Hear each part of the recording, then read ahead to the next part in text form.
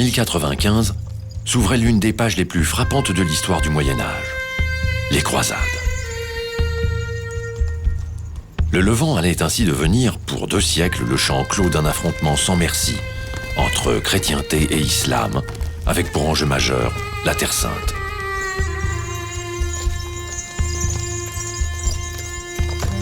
En dressant si violemment un monde contre un autre, les croisades ont fortement marqué les esprits et laissé des traces qui aujourd'hui encore perdurent.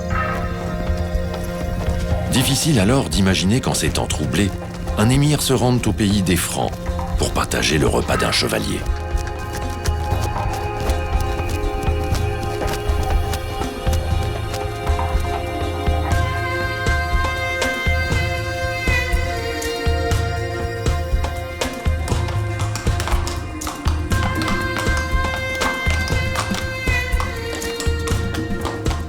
Au-delà des expéditions militaires, les croisades ont pourtant été l'occasion d'échanges multiples entre l'Occident latin, Byzance et les sociétés proche-orientales.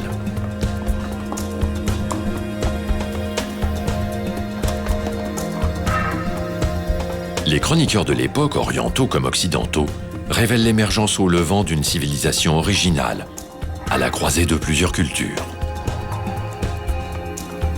Un monde nouveau, où les rencontres les plus inattendues deviennent possibles.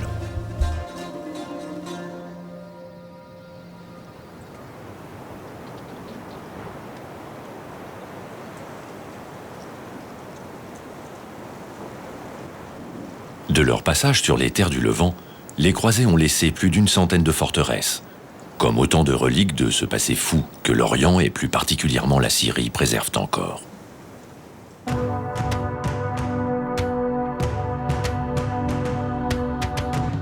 Toutes gardent dans le silence des montagnes le souvenir du fracas des armes, des assauts des chevaliers bardés de fer contre les armées ennemies, des chants de victoire et de l'amertume des défaites.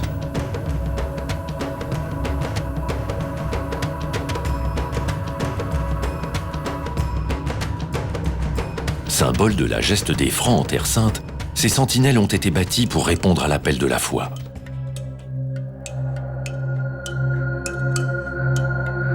Porte du ciel, ville sacrée et originelle, Jérusalem est depuis le 7e siècle dominée par les musulmans.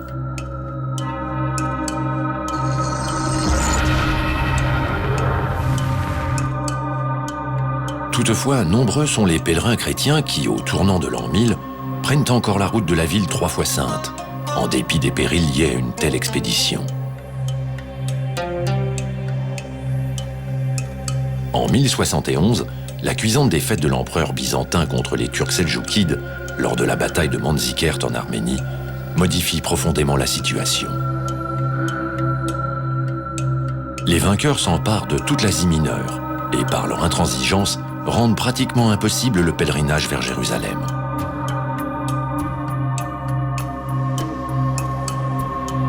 L'événement déclenche l'appel de la première croisade, lancé par le pape Urbain II lors du concile de Clermont le 27 novembre 1095. Comme la plupart d'entre vous le savent déjà, ces Turcs détruisent les églises, ils saccagent le royaume de Dieu.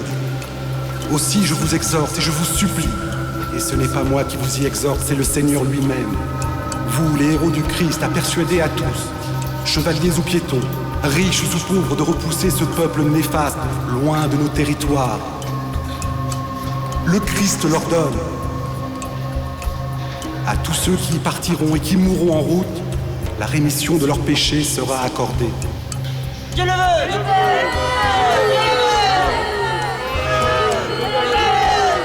La ferveur suscitée par ces paroles est intense et immédiate. Elle enflamme toute l'Europe.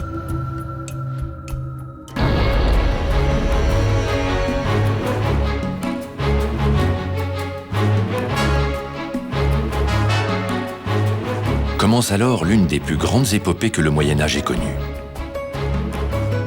En France, dans l'Empire romain germanique, en Italie ou en Angleterre, des émissaires pontificaux relaient le message du pape.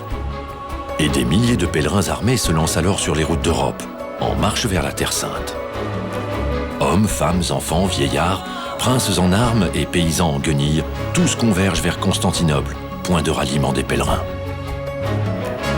Partout où ils passent, leurs exhortations trouvent un écho qui dépasse de loin les attentes du pape et celles de l'empereur byzantin. Après avoir traversé les terres de l'actuelle Turquie, les Francs s'emparent d'Édesse puis soumettent Antioche. Tandis que les uns s'implantent au nord, les autres, emmenés par Godefroy de Bouillon, Raymond de Saint-Gilles et Tancrède de Hauteville, poursuivent vers Jérusalem, qu'ils investissent le 15 juillet 1099.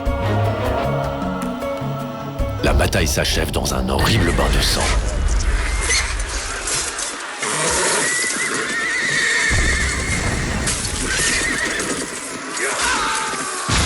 Jérusalem libérée, les croisés ont enfin atteint leur objectif.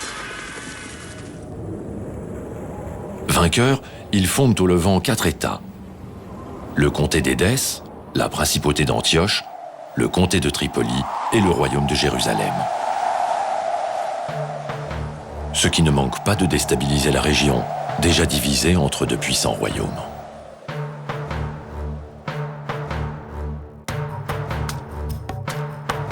Dès lors, les nouveaux venus se lancent dans une intense activité de construction militaire. Sur l'ensemble des États latins d'Orient, de la mer Rouge à l'Oronte, ils édifient ou réaménagent en un temps record un chapelet de forteresse.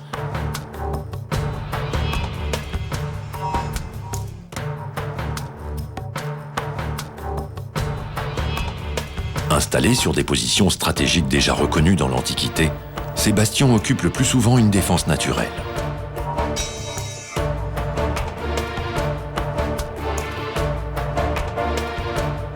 Cette imposante citadelle, juchée sur les contreforts du Djebel Ansarieh, à l'est de l'Atakié, fut édifiée à l'origine pour contrôler le trafic commercial entre la plaine de l'Oronte et la côte méditerranéenne.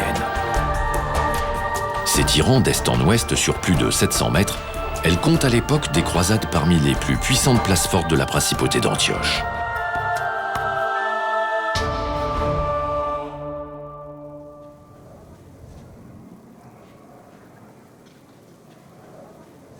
Les nombreuses études historiques ou architecturales, menées sur le site depuis le début du XXe siècle, ont permis de retracer son histoire et de mieux comprendre le phénomène de réoccupation par les Francs d'anciennes citadelles arabes ou byzantines.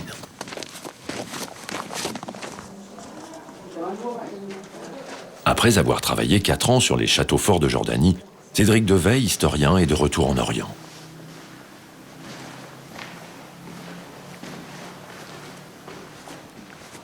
Son objectif ?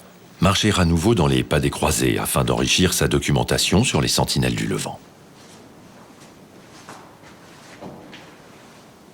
Nous nous trouvons dans le château de Saône, qui est l'appellation franque. Les chroniqueurs arabes le nommaient Sarioun, et plus récemment, dans les années 50, le gouvernement syrien décida de le rebaptiser Qalat Saladin, le château de Saladin, en souvenir du grand prince Ayyubide.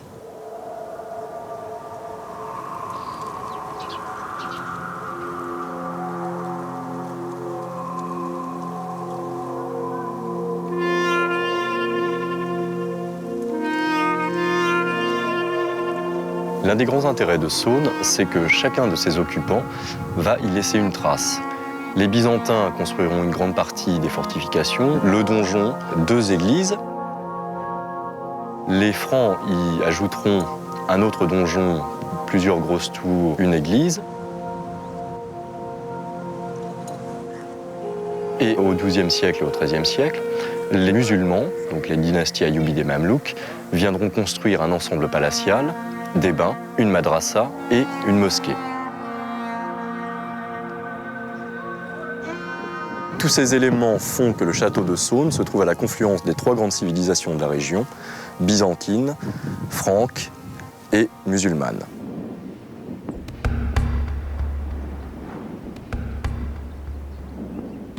Bâtie sur une hauteur et entourée de fossés, cette place forte était séparée en 2 parties bien distinctes, qui ont dicté le plan des défenses importées d'Occident. La ville basse, couvrant l'ouest de l'Éperon, était entourée par un seul rempart, tandis que la ville haute, à l'est, était pourvue de structures défensives beaucoup plus élaborées. Donjons, remparts, tours, soit autant d'obstacles redoutables sur le parcours de l'assaillant.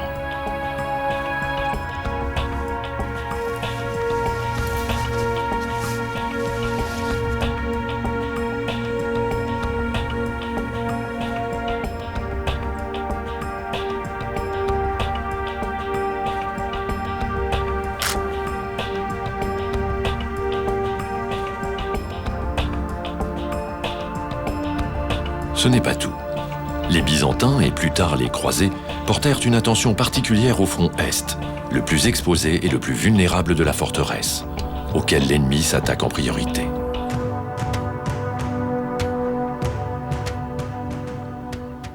Le château de Saône reprend ce qu'on appelle un plan en éperon barré, c'est-à-dire qu'on va isoler une partie du plateau du reste du haut de la montagne par le creusement d'un fossé.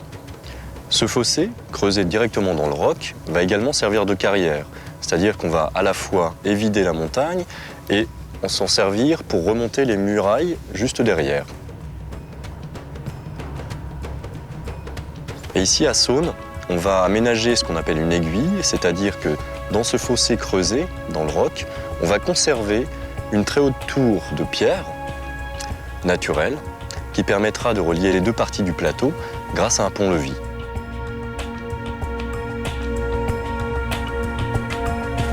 En dépit de ce dispositif, en apparence imprenable, Saladin n'en fera qu'une bouchée en 1188.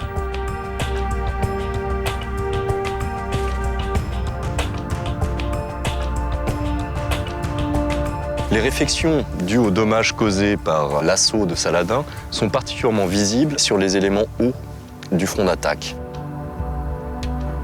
On constate que la construction et la taille de pierre est très différente de ce qu'on retrouve sur le pont-levis.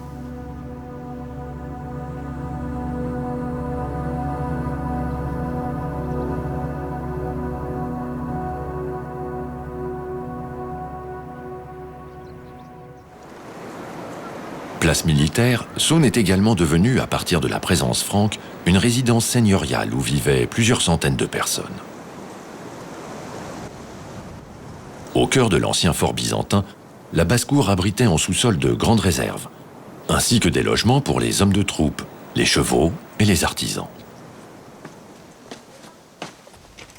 Sur la haute cour, les croisés prirent soin d'aménager une citerne. L'eau est en effet un élément vital en ces régions arides, où pas une goutte de pluie ne tombe de mai à octobre. Voûté en plein cintre, le bâtiment reprend le plan et les dimensions d'une cathédrale.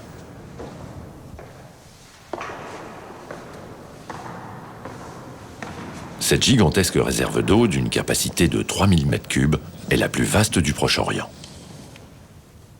Elle permettait à la garnison d'être épargnée par la soif, en cas de siège prolongé.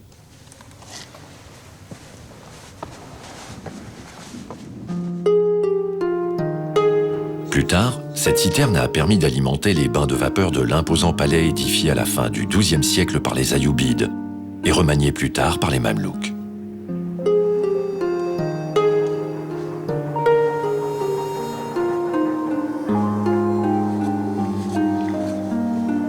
L'ensemble thermal comprend une salle chaude, équipée en son centre d'une dalle de sudation sur laquelle le visiteur s'allongeait.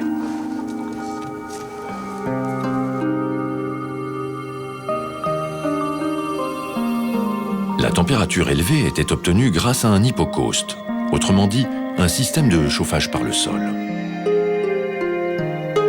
Les cuves étaient entourées d'alcôves et de petites pièces qui servaient de vestiaires et de salles d'agrément.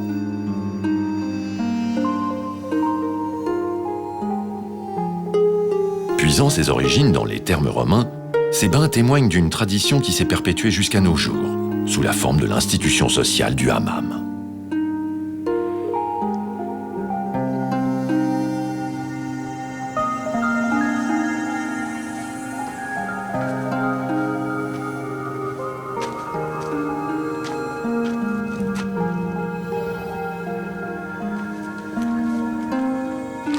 À la fin du XIIIe siècle, après que les croisés eurent été expulsés du littoral, la forteresse fut transformée en centre administratif provincial, tout en gardant un rôle de contrôle sur les populations de la région. Puis le château de Saône sombra peu à peu dans l'anonymat.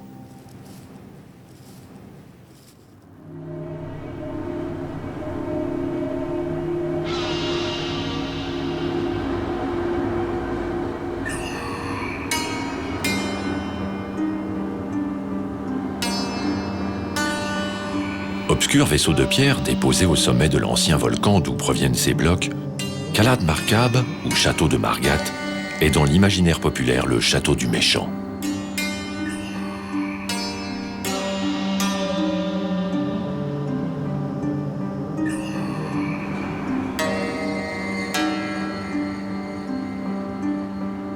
En fait, son nom signifie « tour de guet » et rappelle qu'il commande tout le littoral.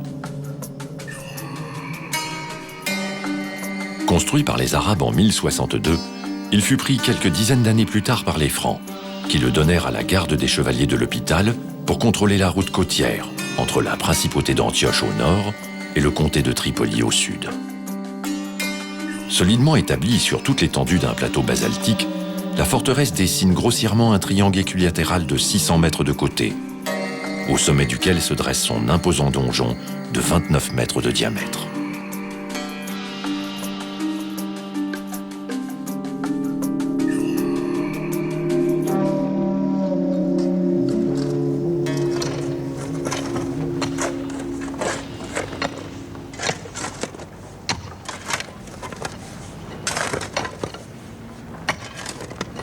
Le site, en cours de restauration, est ouvert à l'appétit d'une équipe d'archéologues syro-hongrois, dirigée par Balázs Major.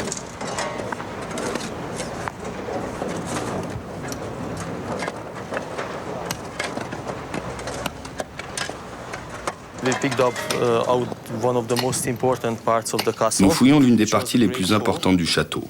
C'était la grande salle capitulaire que vous pouvez voir ici sous nos pieds.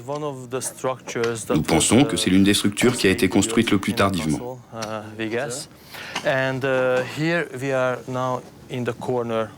Et ici, nous sommes à l'angle de la salle capitulaire, dont la majeure partie de l'édifice a été détruite, très tôt semble-t-il.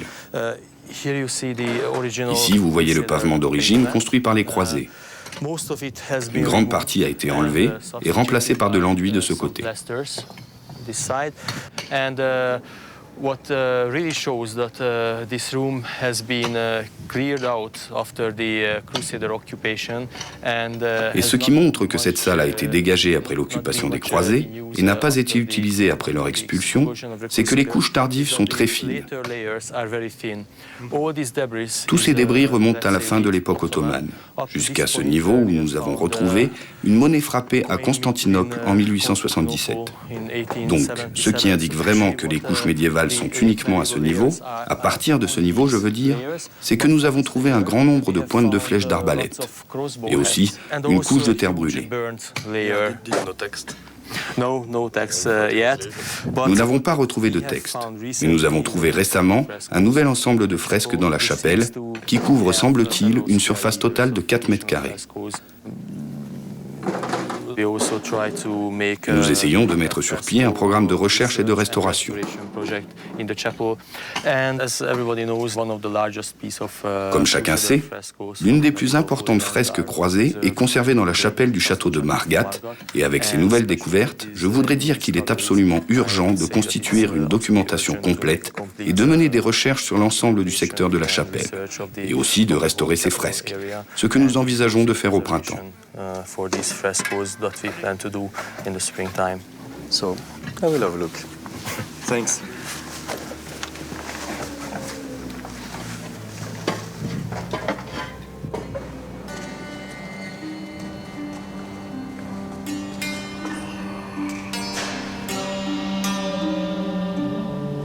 La conservation des peintures murales dépend des conditions atmosphériques, mais aussi des changements intervenus au fil du temps sur le plan architectural.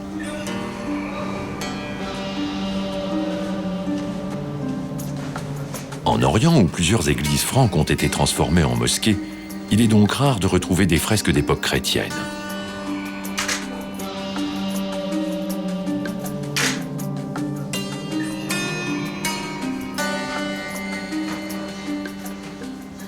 En réalité, comme on peut le constater dans l'église de Margat, les églises étaient très largement peintes, avec des couleurs très vives et représentant bien sûr souvent des scènes religieuses. Comme ici, on a les apôtres. Et là, on a certainement une vierge qui se découpe dans le fond de la chapelle.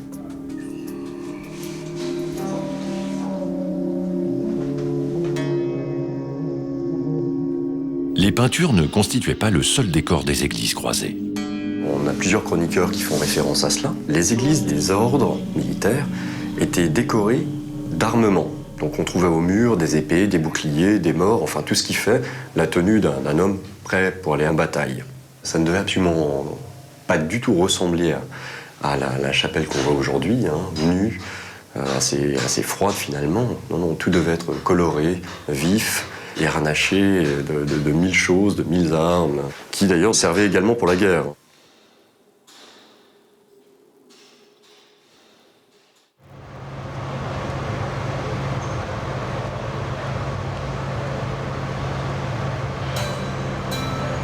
À une trentaine de kilomètres au sud de Margat, la ville de Tartous offre elle aussi de beaux exemples d'architecture religieuse romane.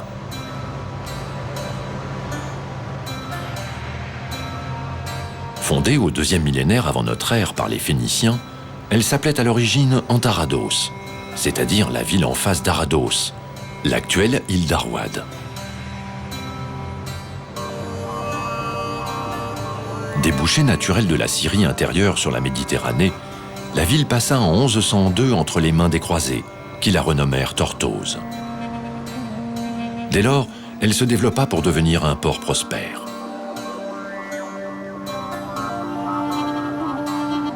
Renommée pour son culte précoce de la Vierge, Tortosa était également l'un des sièges épiscopaux de la principauté d'Antioche.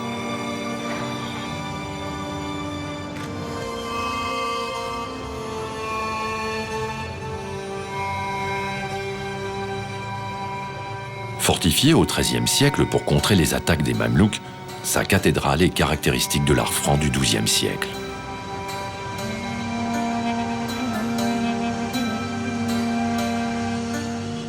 Son portail, influencé par le style gothique primitif, ouvre sur un intérieur remarquablement conservé et tout imprégné de la sobre beauté romane.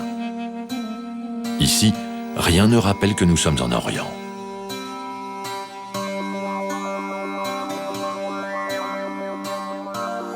Aujourd'hui, la vaste nef et ses deux bas-côtés abritent une collection d'objets archéologiques provenant de la région.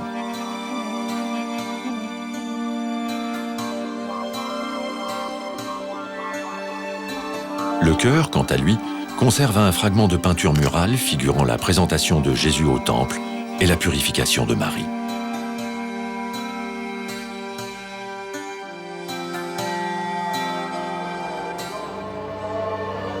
Enfin, un petit édifice situé à l'emplacement du premier sanctuaire dédié à la Vierge rappelle que la cathédrale fut dès sa fondation un haut lieu de pèlerinage, fréquenté aussi bien par les chrétiens que par les musulmans.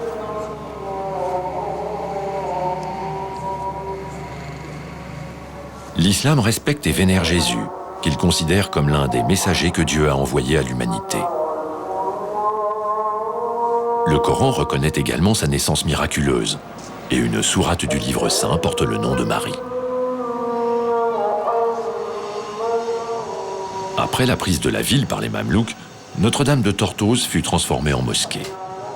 Si son aspect initial fut particulièrement bien conservé, il n'en est pas de même de la puissante citadelle, aujourd'hui dissimulée dans un chaos architectural où s'entremêlent toutes les époques.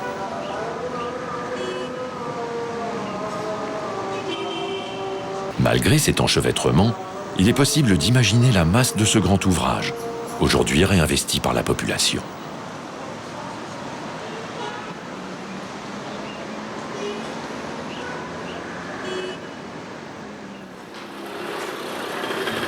Actuellement, on accède au château par une ruelle dont le tracé suit l'ancien fossé, jadis rempli par de l'eau de mer et creusé entre les deux enceintes formant le noyau castral.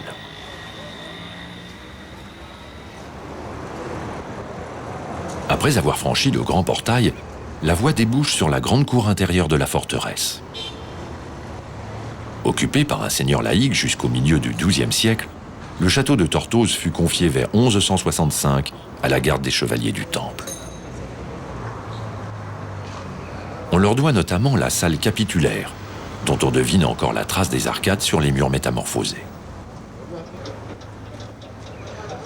Face à cette salle, s'élevait jadis un imposant donjon dont il ne reste plus que les talus. Les Templiers édifièrent également une chapelle.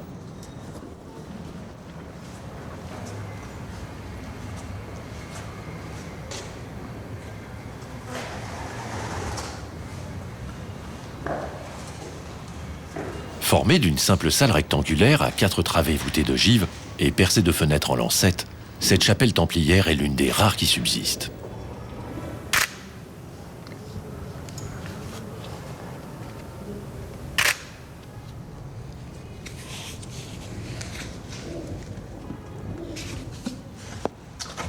Plus que toute autre construction, elle évoque l'émergence en Orient d'un nouveau type d'organisation monacale.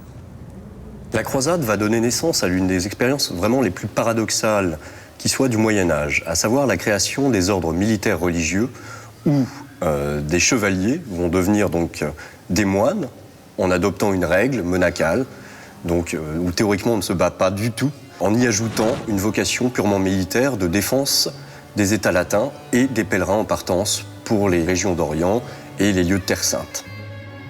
Le premier ordre naît de la volonté du duc de Paims et de 6 compagnons de retour d'Orient en 1119. À ce moment, ils vont décider de créer un de ces ordres, le tout premier, l'ordre des pauvres chevaliers du Christ, qu'on appellera bientôt l'ordre du Temple, les Templiers, en raison de l'implantation de leur premier siège sur le site supposé du Temple de Salomon à Jérusalem. Les Templiers ne vont pas être les seuls à adopter cette double vocation. Tout au long du XIIe siècle, on va voir émerger plusieurs autres grands ordres, en particulier l'ordre des Hospitaliers, qui sera vraiment le second grand ordre de Terre Sainte, mais aussi les Teutoniques, et l'ordre plus curieux, l'ordre de Saint-Lazare, qui n'accueillera dans ses rangs que des chevaliers lépreux. Il sera aussi tenu d'accueillir tout Templier ayant contracté la lèpre, et tous ces hommes devaient se battre tant que leur maladie ne progressait pas trop et tant que leur physique leur permettait de se défendre et de combattre encore.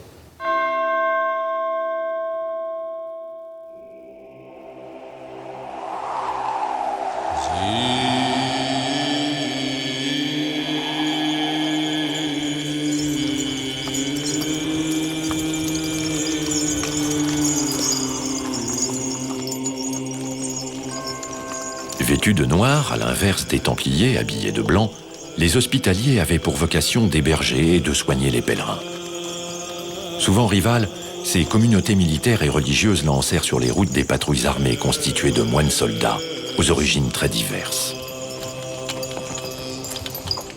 Tous les ordres ont une vocation internationale. Donc on aura des gens qui viendront d'à peu près partout d'Occident, aussi bien de France que d'Allemagne, d'Espagne. Donc on a un ensemble vraiment considérable qui vient de tout l'ouest du continent. La mission des ordres religieux ne se limitait pas aux expéditions militaires. La guerre en Orient, la défense des États latins, demande des investissements considérables. Elle demande de l'argent pour l'entretien des forteresses, pour leur édification, mais aussi tout simplement pour l'armement des combattants, pour le recrutement des mercenaires, ou simplement pour acheter des chevaux. Comment va-t-on faire pour trouver cet argent? On va faire appel aux donations, et ces donations, on va les gérer, on va les mettre en valeur, on va tenter de les agrandir par des achats, ce qui fournira les fonds nécessaires à la défense des États latins d'Orient. Terre, ferme, château fort, ou bien encore droit sur des pêcheries, tout était bon à prendre pour entretenir les forces armées destinées à combattre les ennemis de l'Église. Une autre chose que les Templiers exerceront, c'est une sorte de système quasi bancaire en fait. On aura l'établissement, grâce à leur réseau, de relais, en quelque sorte, entre l'Orient et l'Occident, qui permettent, si l'on dispose de lettres de change, de mettre en dépôt de l'argent, par exemple en France, que l'on récupérera en Orient ou à Chypre ou en Italie. Donc tous ces éléments occidentaux vont leur donner une assise financière très puissante, un maillage, un véritable réseau, aussi bien en Orient qu'en Occident. Riches et toutes entières acquises à la guerre sainte, ces organisations ont peu à peu pris possession des places fortes que les nobles et les seigneurs d'Orient n'arrivaient plus à gérer, par manque d'effectifs et de ressources.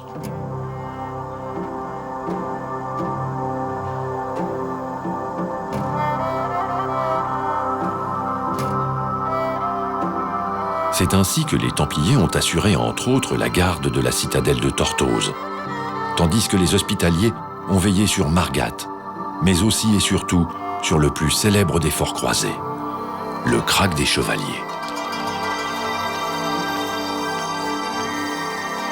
Incarnation de tout un imaginaire fantasmatique lié aux aventures chevaleresques, ce château est le mieux conservé de tout l'Orient latin.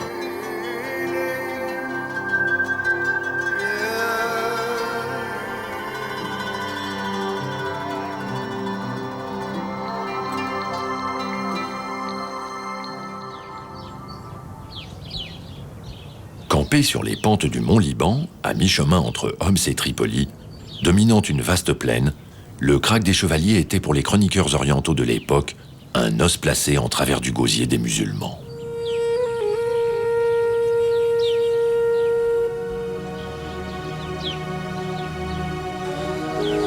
Il doublait au nord la ligne de défense des territoires francs et isolait l'arrière-pays de toute sa façade maritime. Des feux d'alarme pouvaient être allumés et prévenir ainsi de proche en proche en cas d'attaque. Du haut de ces tours, on avait vu sur tous les châteaux francs de Tripoli et notamment sur la citadelle templière de Châtel-Blanc. Par sa position, le krach constituait donc une base idéale pour contrer les forces musulmanes.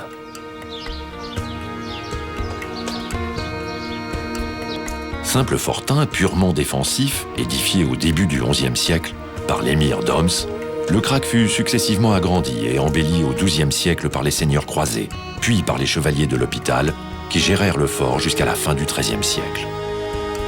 L'ultime vague de travaux, enfin, fut entreprise pendant la période mamelouk.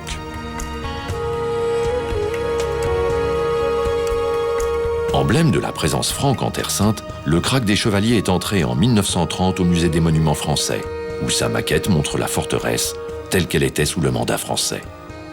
Le coût d'une telle construction devait être considérable. Bon, il y a déjà différents types de forteresses.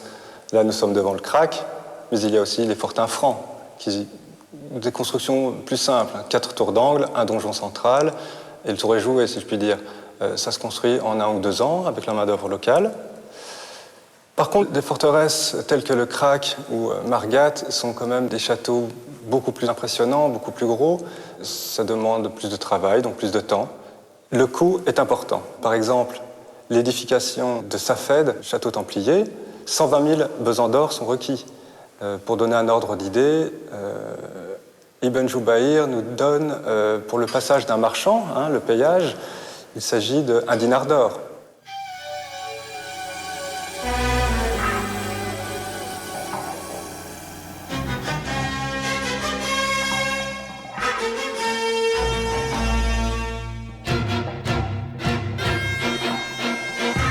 S'élevant à une altitude de 750 mètres, le krach des Chevaliers adopte un plan en escargot à 3 niveaux.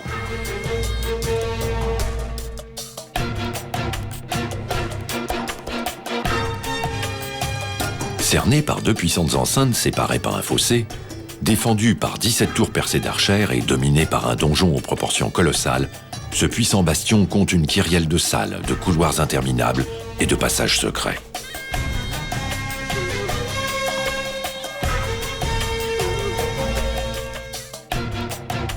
En un siècle de construction, il est devenu l'un des modèles les plus aboutis d'architecture militaire défensive de son époque, dont s'inspireront Philippe Auguste, Richard Cœur de Lion et Saint-Louis.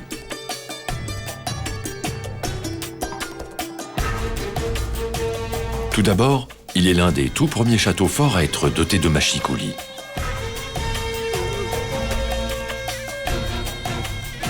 Ensuite, l'une de ces tours, dite de la fille du roi, commande une poterne dissimulée sur sa face nord-est, permettant aux assiégés de tenter des sorties pour prendre l'ennemi à revers.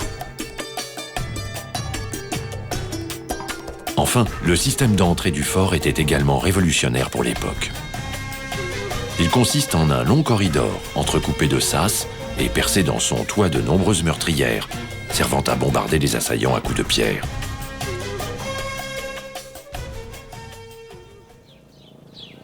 Le noyau central était formé de plusieurs bâtiments desservis par une cour triangulaire. C'est là que vivaient les frères hospitaliers.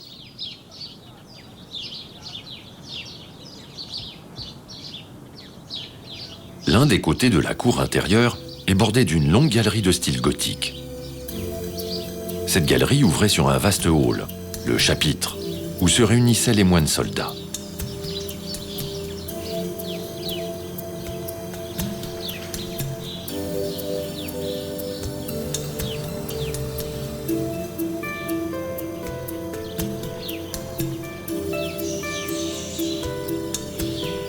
Couverte d'un impressionnant plafond en croisée d'ogive, la salle capitulaire communiquait avec les dortoirs équipés de sanitaires.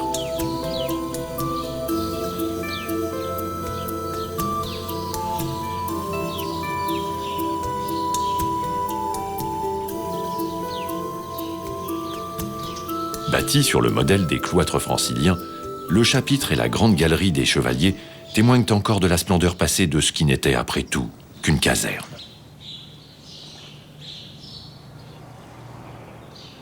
De la cour triangulaire, les frères pouvaient également rejoindre leur lieu de prière.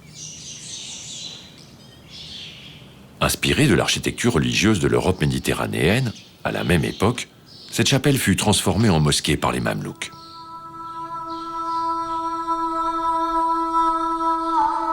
Ces derniers ajoutèrent une niche murale orientée vers la Mecque, le mihrab, ainsi qu'un minbar ou chaire à prêcher, où se tenait l'imam lors de la prière du vendredi.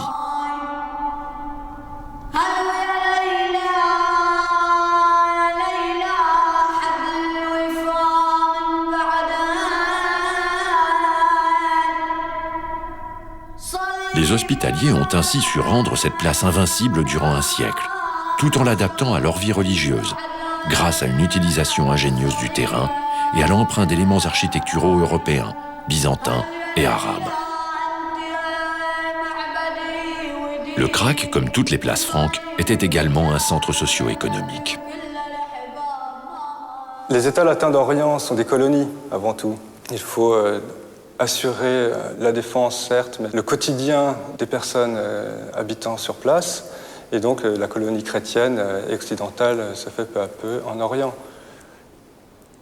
Les colons, ce sont les Francs, ceux qui viennent de l'ancien empire carolingien, c'est-à-dire les Français, les Allemands, les Italiens.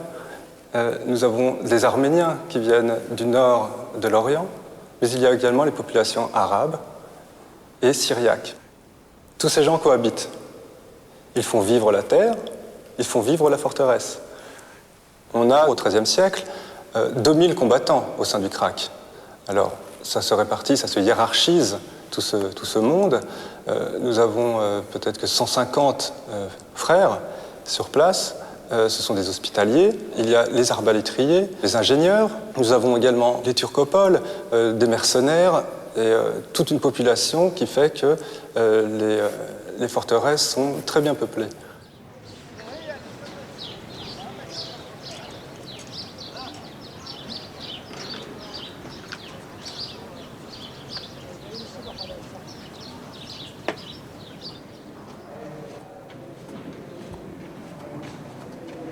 Toute cette population, il fallait la nourrir.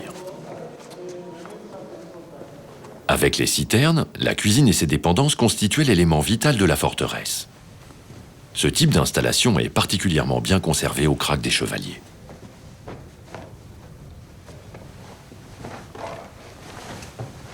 On a à peu près 2000 personnes ici, en temps de paix, probablement plus en temps de guerre, parce que les gens du voisinage venaient se réfugier. Donc pour la vie de tous les jours de tous ces hommes, de toutes ces femmes, on trouvera, comme ici, des fours, souvent de très vastes dimensions, parce qu'il faut nourrir ces centaines de personnes, donc il faut cuire le pain, cuire les aliments. Donc on voit vraiment tout ce qui est indispensable à la vie de tous les jours de ces personnes.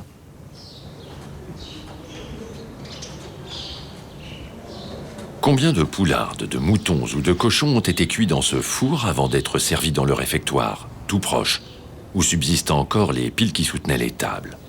Impossible à dire.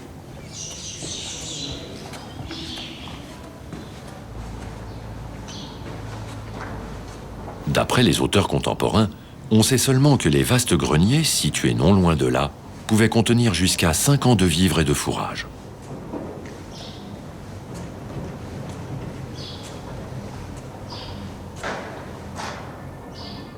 La forteresse était approvisionnée par un arrière-pays fertile, où l'on pratiquait comme aujourd'hui l'élevage, la culture du blé, de la vigne et bien sûr de l'olivier. L'exploitation des oliveraies était particulièrement importante, puisqu'on en tirait de l'huile, qui était en partie consommée sur place et en partie exportée.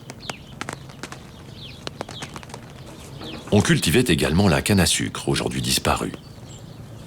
Cette plante, alors inconnue en Europe, était elle aussi principalement utilisée à l'exportation.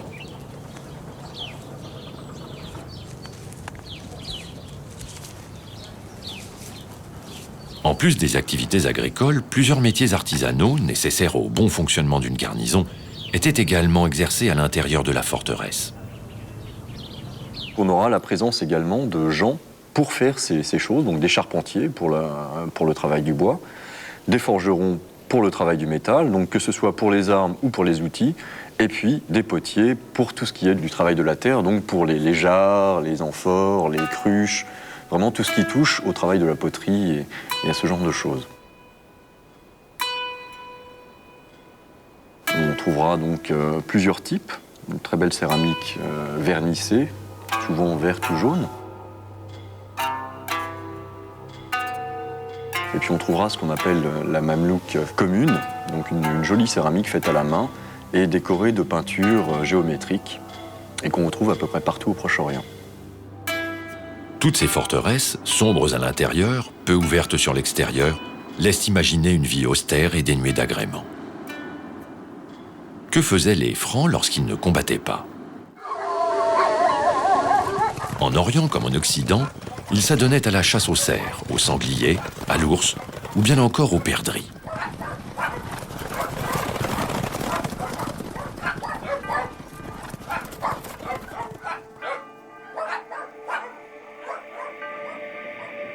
L'une des chasses les plus prisées cependant était la fauconnerie.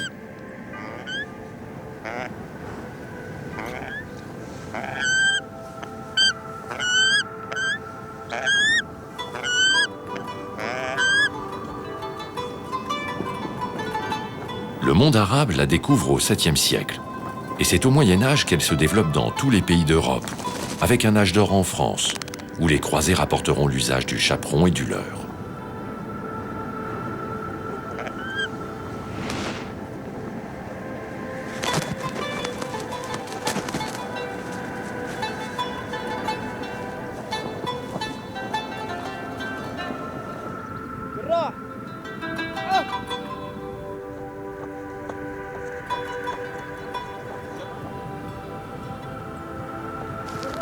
Si la fauconnerie était interdite au sein de l'ordre du Temple, elle était la seule méthode de capture autorisée chez les hospitaliers. Ces chasses étaient parfois aussi l'occasion de rencontres entre croisés et musulmans. Au fil du temps, les deux mondes se côtoyant, des liens se tissèrent entre émirs d'Orient et seigneurs croisés.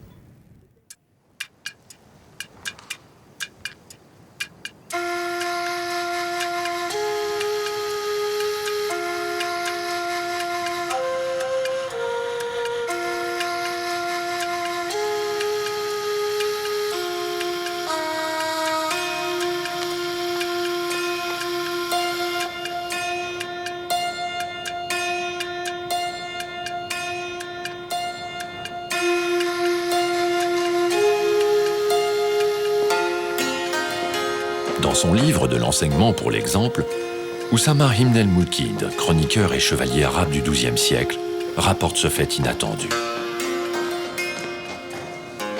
Il y a des Francs qui se sont établis dans le pays et se sont mis à vivre dans la familiarité des musulmans. Mais ils ne sont qu'une exception, qui ne constitue pas la règle. À ce propos, j'envoyai un jour un ami régler une affaire à Antioche, dont le chef était Toudrous ibn as-Safi. Ce dépositaire de l'autorité, qui était mon ami, lié à celui que j'envoyais, j'ai été invité par un Franc, un de ceux installés depuis longtemps, qui était venu avec la première expédition. Retiré du service, il vivait du revenu d'une propriété qu'il possédait à Antioche.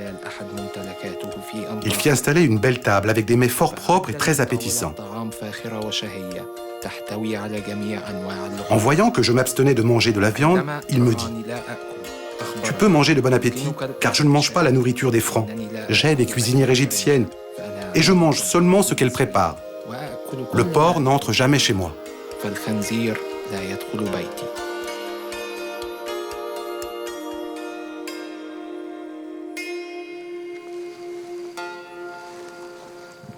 La chasse aux faucons et les agapes entre amis n'étaient pas les seules distractions de l'époque. Les deux mondes partageaient la même passion pour les jeux de société. Les dés notamment suivaient le soldat partout où il allait. Les échecs étaient également très appréciés. Ce jeu de guerre d'origine indienne fut très tôt acquis par les Arabes avant d'être transmis au Xe siècle à l'Occident, où il évolua en un jeu de cour.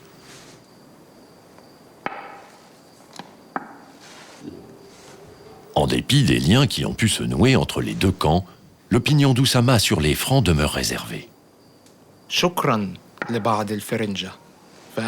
pu croire, à travers certains d'entre eux, au miracle. Sinon qu'ils embrassent notre foi, du moins que, restés chrétiens, ils apprennent en masse notre langue et partagent, comme les chrétiens de chez nous, une même vie avec leurs frères musulmans. Mais les Francs, dans leur ensemble, n'ont voulu ni l'un ni l'autre.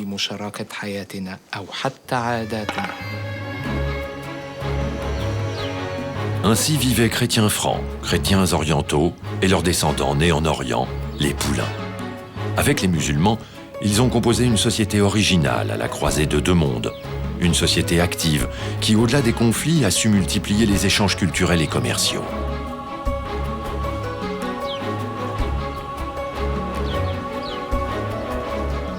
Près de 100 ans après la prise de Jérusalem par Godefroy de Bouillon, le mouvement croisé cependant commence à s'essouffler. La victoire des Ayyoubides, emmenée par Saladin lors de la célèbre bataille d'Hattin le 14 juillet 1187, rétablit définitivement la prédominance musulmane au Levant. Au XIIIe siècle, enfin, l'invasion des Mamelouks venus d'Égypte sonne définitivement le glas de la présence franque en Syrie. Les derniers postes avancés s'effondrent les uns après les autres. Le fameux krach des Chevaliers, si parfaitement construit, tombe lui aussi en 1271. Soumettre de tels bastions devait nécessiter une puissante batterie d'engins de guerre. Différents moyens d'action existent. On a tout d'abord les tours amovibles, donc des tours en bois qu'on amenait au pied des remparts et qui permettaient d'entrer dans le château fort. On a également les trébuchets et les catapultes. Donc là, c'est ce qu'on appelle de l'artillerie. On va projeter de gros cailloux contre les murailles, ce qui permettra de faire une brèche et de s'y engouffrer. Le sultan Baïbar, lorsqu'il va prendre le krach des Chevaliers, va battre tout ce pan de muraille et il fera écouler toute une partie de l'enceinte, à commencer par cette portion-ci, sur laquelle les Mamelouks reconstruiront ensuite une grosse tour. Qu'est-ce qu'on a d'autre comme moyen d'attaque? La sape, qui est un des plus redoutables. Elle consiste en fait à creuser une galerie sous la forteresse, à l'étayer, grâce à des madriers en bois, et ensuite à y bouter le feu. Donc tout ça, ça va entraîner l'effondrement complet d'un pan de mur. En réalité, ce qui va se passer le plus souvent, c'est qu'une fois qu'une brèche est réalisée dans un mur, les assiégés vont chercher à trouver un moyen de sortir indemne, et donc vont préférer la négociation. Donc on a l'exemple de Saladin qui laisse partir la population de Jérusalem, moyennant 10 dinars d'or par homme, 5 par femme et 1 par enfant. En 1291, les villes de Tripoli puis de Saint-Jean d'Acre sur le littoral tombent à leur tour. Puis les Mamelouks s'emparent du reste des territoires francs. Se joue alors sur la côte syrienne l'un des derniers actes de la croisade, au cours duquel les Francs tentent de faire alliance avec les Mongols, selon une politique initiée par Saint-Louis. Ça peut paraître surprenant, effectivement, de voir les Mongols entrer dans cette partie du monde, mais en réalité, à partir du début des années 1240, ils vont être extrêmement présents et ils vont proposer une alliance aux restants d'États francs, mais l'alliance ne va pas réellement porter ses fruits et donc on va assister à la chute des États. En dépit de cela, depuis Chypre, où se sont réfugiés les derniers lambeaux de l'armée croisée, on va assister en 1302 à une tentative de reconquête du littoral syrien par les Templiers. Donc ils vont s'installer dans l'île d'Arwad en espérant faire leur jonction avec l'armée mongole et les troupes arméniennes. Mais l'affaire va échouer parce que les troupes mongoles ne vont pas être présentes au rendez-vous et on va assister à une vigoureuse riposte des Mamelouks qui vont faire parvenir une flotte jusqu'ici, mettre le blocus sur Arwad et contraindre les Templiers à se replier sur Chypre.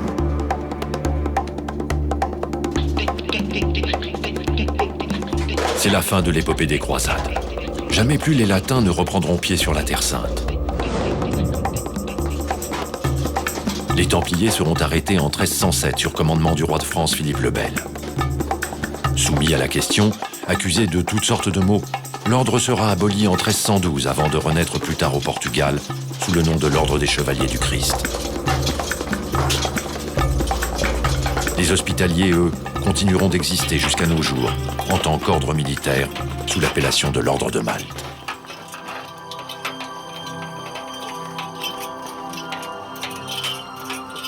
Comme toutes les guerres, la folle aventure des croisades a provoqué de nombreuses fractures. Dans le même temps, elle a participé à l'intensification des échanges culturels et commerciaux entre les deux rives de la Méditerranée.